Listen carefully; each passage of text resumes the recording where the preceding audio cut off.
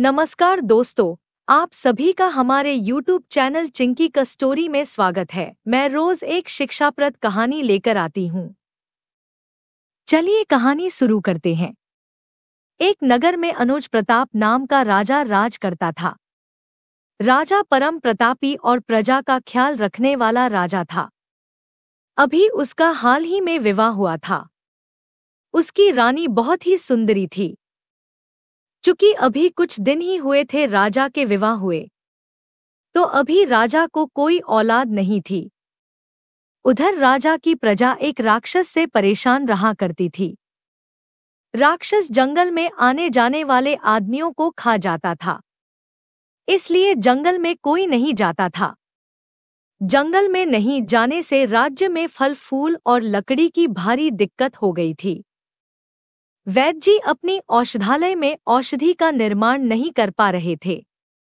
उन्हें भी जंगल से जड़ी बूटी की जरूरत थी। राक्षस के वजह से वैद्य जी अपने जड़ी बूटी नहीं ला पाते थे। किसान जंगल के आसपास खेती करना छोड़ दिए थे, जिससे किसानों के पास भुखमरी की हालत हो गई थी। तो वही फसल कम होने के कारण राज्य के अन्न भंडार में भारी कमी आ गई थी। इस भयानक समस्या से निपटने का राजा के पास कोई उपाय नहीं था। और उधर प्रजा राजा से आस लगाए बैठी थी कि राजा कोई ना कोई जरूर उपाय करेगा। राक्षस से छुटकारा राजा ही दिला सकता है और कोई नहीं। प्रजा रोज राजा के पास दुहाई देने आ जाती कि महाराज उस राक्षस रूपी काल से हमारी रक्षा कीजिए। अब राक्षस जंगल में चरने गए हमारे गाय और भैंसों को भी मार कर खा रहा है। इस तरह उसकी हिम्मत बढ़ती रही तो एक दिन हमारे नगर में प्रवेश कर जाएगा और हम सभी को मार कर खा जाएगा और हमारे बच्चों और परिवार के लोगों को मार कर खा जाएगा। अब राजा ही प्रजा का पिता होता है। महाराज, अब आप ही हमारे रक्षक हैं, हमारी रक्षा करे महाराज। हे प्रजा के पिता, आप हमारी रक्षा करो। राजा को ख्याल आया कि हमारे पास एक बरदानी तलवार है, जो किसी महात्मा से राजा के पूर्वजों को मिली थी। उस तलवार में खूबी थी कि कोई धार्मिक राजा उसे ग्रहण कर सकता था और कोई नहीं, उसे नहीं छू सकता था। उसे धारण कर लेने पर ना तो उसे मनुष्य मार सकता था और ना कोई राक्षस ही मार सकता था। यहाँ तक कि बड़े से बड़े जानवर राजा का कोई नुकसान नहीं पहुंचा सकते थे। राजा ने प्रजा से कहा कि अब आप लोग चिंता ना करें। मैं कल ही जंगल में जाऊंगा और उस राक्षस को मर डालूंगा और उस दुष्ट का वध करके शाम तक वापस आ जाऊंगा। दूसरे दिन राजा उस दिव्य तलवार की पूजा किया और राक्षस के सामना करने के लिए निकल पड़ा। राजा जब जंगल में पहुंचा तो राक्षस ने जान लिया कि आज राजा जंगल में आया है। वह राक्षस कोई साधारण राक्षस नहीं, हाँ, वह बहुत ही मायावी राक्षस था। उसने ये भी जान लिया कि वह राजा का सामने से मुकाबला नहीं कर सकता था। राजा की दिव्य तलवार उसकी गर्दन काट सकती है। तो राक्षस एक गुफा में जाकर छुप गया और उसके साथ उसकी एक बेटी भी रहती थी, जो वह भी बहुत बड़ी मायावी थी। वह सुंदर स्त्री का रूप धारण कर जंगल में विचरण करती थी। कभी कभी जंगल के आसपास के गांवों तक पहुंच जाती थी और किसी नौजवान पुरुष को अकेला पाकर उस पर पहले अपने रूप यौवन की जादू चलाती, फिर इतना मदमस्त खुशबू बिखेरती कि नौजवान मदहोश हो जाता और फिर वह नौजवान उसके पीछे पीछे अपने आप जंगल में खिंचा चला जाता। उसके बाद बाप बेटी बड़े मजे से उस नौजवान को मार कर खा जाते। जब राक्षस ने देखा कि राजा अब गुफा की तरफ ही आ रहा है और उसके हाथ में तलवार रहते था, ना तो राक्षस मुकाबला राजा का कर सकता है और ना उसकी बेटी। हो सकता है राजा आज दोनों का वध कर चला जाए। तब राक्षस अपनी बेटी से बोला कि बेटी, आज बहुत ही मुसीबत की घड़ी आ पड़ी है। तुम अपने रूप यौवन से राजा को मदहोश करो जाओ बेटी। एक बात का ध्यान रखना कि ना तो तुम राजा को छूने की कोशिश करना और ना राजा को अपने को छूने देना। एक निश्चित दूरी बनाकर रखना। राजा के पास वह दिव्य तलवार है। तुम्हारा शरीर जरा भी राजा से छू गया तो तुम वास्तविक रूप में आ जाओगी और राजा बिना देर किए तुम्हारा वध कर देगा। राक्षसी बोली, पिताजी, आप चिंता मत कीजिए। मैं राजा को तलवार दूर रखने के लिए विवश कर दूंगी। राजा एक मेमने की तरह मेरे पीछे चला आएगा और फिर हम आराम से खूबसूरत राजा का मांस भक्षण करेंगे। राक्षस बोला, बेटी, अब देर मत करो। काल हमारे दरवाजे तक आप पहुंचे उसे उससे पहले किसी तरह रोको। राक्षसी खूब सुंदर अप्सरा का रूप बना बलखाती इठलाती राजा के पास पहुंच गई। राजा जंगल में इतनी सुंदर स्त्री देख अचंभित हुआ। वह स्त्री को एकटक देखने लगा। उतनी सुंदर स्त्री उसने कभी नहीं देखी थी। इसके आगे तो राजा की अपनी रानी दासी लगने लगी थी। राजा सोचने लगा कि इसको तो हमारी रानी होना चाहिए था। वह उस स्त्री से पूछा, हे परम सुंदरी, आप कौन हो और इस भयानक जंगल में अकेली क्या कर रही हो? स्त्री मुस्कुराते हुए बोली, हे नवयुवक, आप किसी राजा के राजकुमार लग रहे हो। राजा बोला, हाँ सुंदरी, तुमने मुझे ठीक पहचाना। मैं इस राज्य का राजा अनुज प्रताप हूँ। परंतु आप कौन हो देवी, इस भयानक जंगल में? तब वह सुंदर स्त्री बोली कि महाराज, मैं एक ऋषि कन्या हूँ। मेरे पिता अब समाधि ले चुके हैं। मैं अब यहाँ से कुछ दूर एक आश्रम में रहती हूँ। मैं जिस आश्रम में रहती हूँ वह इस पहाड़ी के उस पार है। वहां जाने के लिए गुफा से होकर जाना पड़ता है। मैं अपनी विवाह के लिए सुयोग्य वर की खोज में घूम रही हूँ। मैं अपने लिए सुयोग्य वर की तलाश में ना जाने कितने राजकुमारों को देखा, परंतु मुझे कोई पसंद नहीं आया अब तक।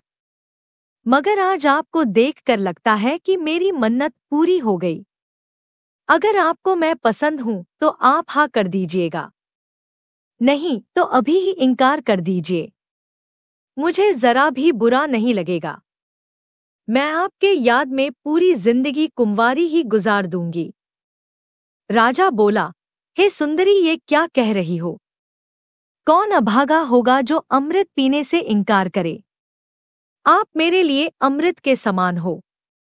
मन में इसी वक्त आलिंगन का इच्छा हो रही है, परंतु हम धार्मिक राजा हैं, दिन के उजाले में स्त्री से समागम नहीं करते। हम आज रात यहीं इस पेड़ के पास ठहरेंगे। हे सुंदरी, आप इस वक्त यहाँ से जाओ और रात की 4 घड़ी बीत जाने के बाद आना। उसी वक्त हम आपका पानी ग्रहण भी करेंगे और आपके साथ रात भी बिताएंगे। कल हम महलों के लिए निकल पड़ेंगे। आप हर तरह से महारानी बनने योग्य हो।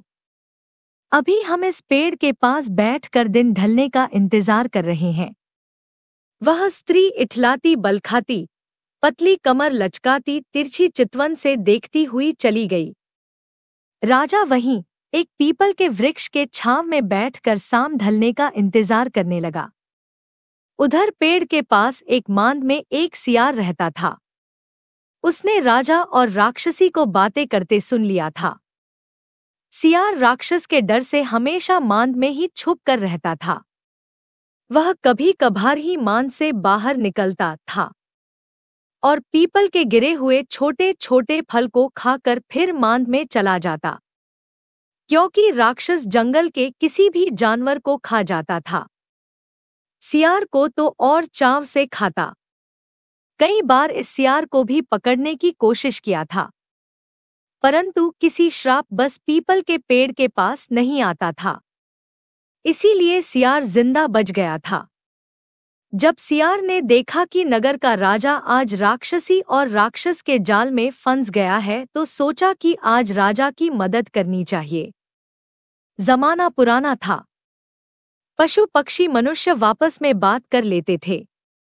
तो सियार मान से बाहर आया और राजा से बोला कि आप उस व्यभिचारिणी राक्षसी स्त्री का इंतजार क्यों कर रहे हो? राजा बोला, मूर्ख सियार, तू इतनी सुंदर कामिनी ऋषि कन्या को व्यभिचारिणी कह रहे हो। तुम्हें राजा से भी डर नहीं लग रहा है। तुम्हारी धृष्टता के लिए मृत्यु दंड दे सकता हूं।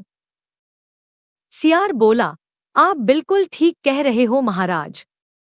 मेरी बात असत्य होने पर मुझे मृत्यु दंड दे दीजिए, परंतु पहले सत्य का सामना कीजिए। उसके विषय में पता लगाइए, उसके कुल खानदान का पता लगाइए। राजा उस स्त्री के रूप पर मोहित हो गया था। उसे सियार की बात कांटे की तरह चुभ रही थी। सच है कि जब पुरुष में काम वासना जागृत हो जाती है तो वह सबसे पहले बेशर्म हो जाता है। बुरी से बुरी स्त्री उसे सुंदर दिखने लगती है। वह स्त्री के अवगुण को भी नहीं सुनना चाहता। राजा उस स्त्री की बुराई नहीं सुनना चाहता था। बस वह यही सोच रहा था कि किसी तरह सांभ ले।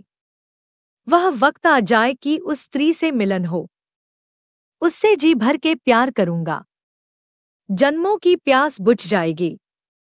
उसे अपने महल में अपनी पत्नी नहीं याद आ रही थी। वह सियार से बोला, मूर्ख, स्त्रियों के कोई कुल खानदान नहीं होता। वह सिर्फ एक स्त्री होती है और पसंद आने पर वरण के योग्य होती है।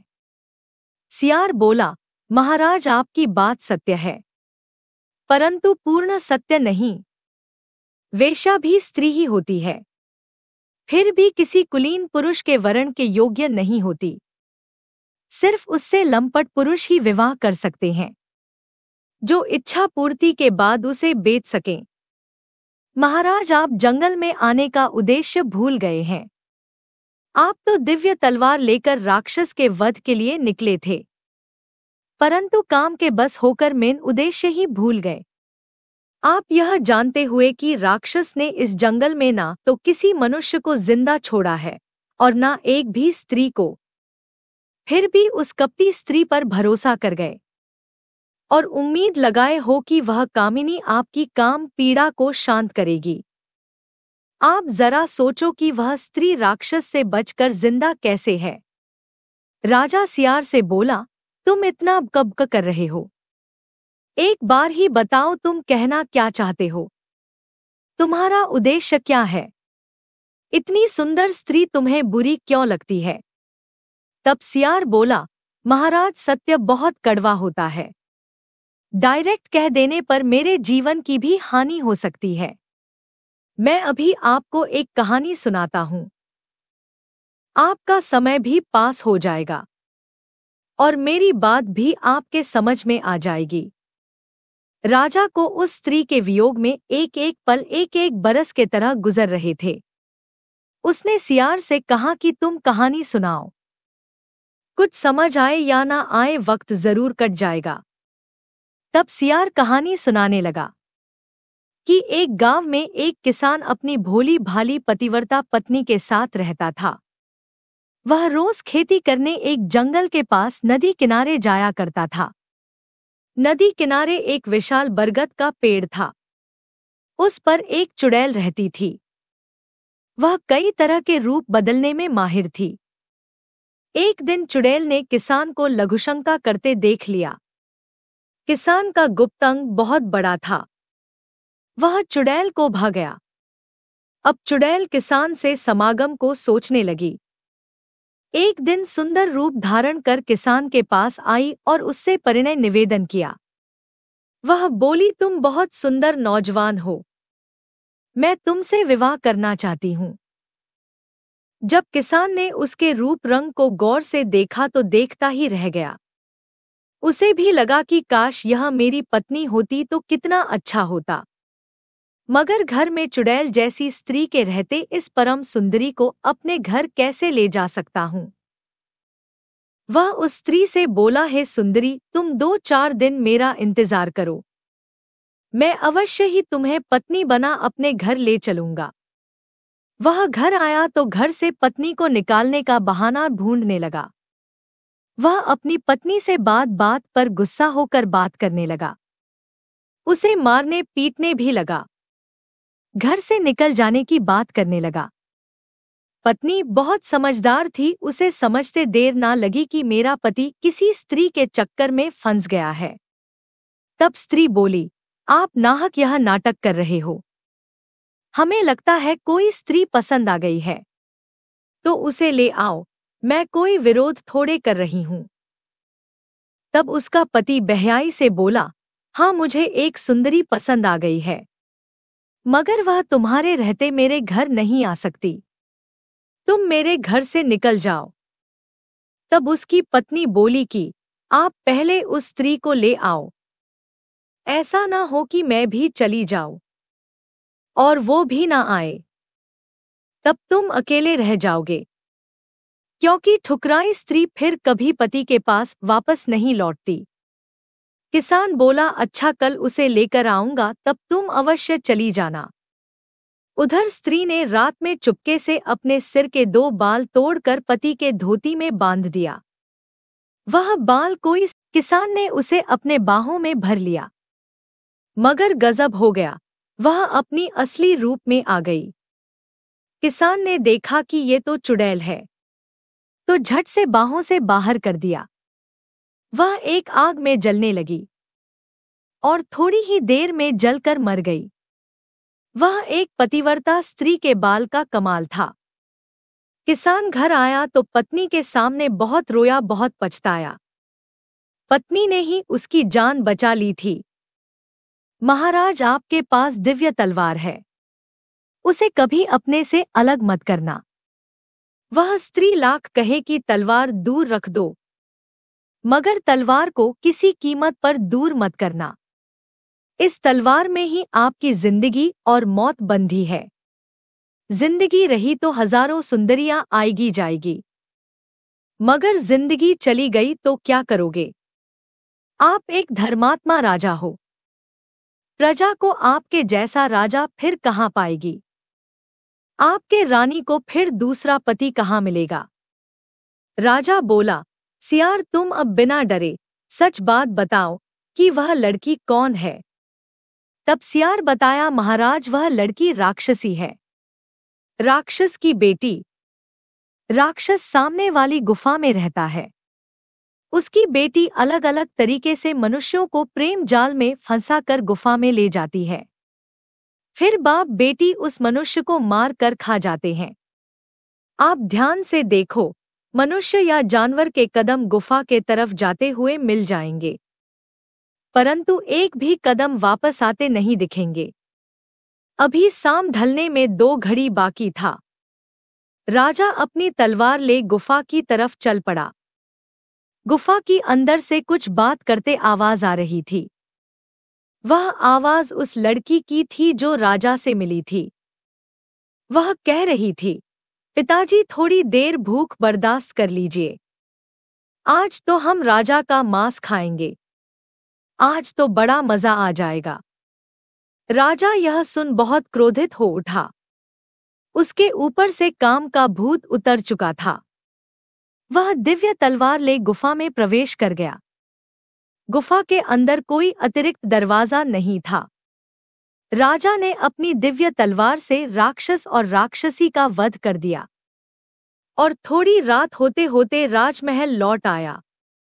रानी उसका बेसब्री से इंतजार कर रही थी। राजा को आज रानी बहुत प्यारी लगी। वह रानी को प्रेम से गले लगा लिया। उसे अब किसी दूसरी रानी की जरूरत नहीं थी। राक्षस को मरकर राजा महल में पहुंचा तो प्रजा का खुशी का ठिकाना नहीं था। प्रजा अपनी राजा को बहुत बहुत बधाइयां दिया। राजा अपनी प्रजा के साथ खुशहाल जीवन जीने लगा। अगर आपको हमारी कहानी अच्छी लगी हो तो हमारे चैनल चिंकी का स्टोरी को सब्सक्राइब करें, लाइक करें और कमेंट बॉक्स में राधे राधे जरूर लिखें। आपसे पुनः मिलते हैं एक नई वीडियो के साथ। तब तक के लिए आपको और आपके पूरे परिवार को राधे राधे।